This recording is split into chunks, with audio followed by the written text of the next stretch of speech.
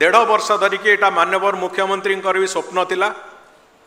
जे लोकसेवा भवन 70 वर्षरु ऊर्ध्व हो सारे एवं अनेक अंचल आज तारिख में जदि स्टैंडर्ड प्रिंसिपल अनुजाई देखा अनेक अनेक अंश आर आज तारिख में अनसेफ डिक्लेयर हो जावा कथा। तेणुक नुआ लोकसेवा भवन तैयारी होबार आवश्यकता अच्छी एवं दीर्घ वर्ष तले होइतिबा कारणरू अनेक गुड़िए ऑफिस को जो भली भाव में तांकर काम करिबा पई जो स्पेस दरकार अच्छी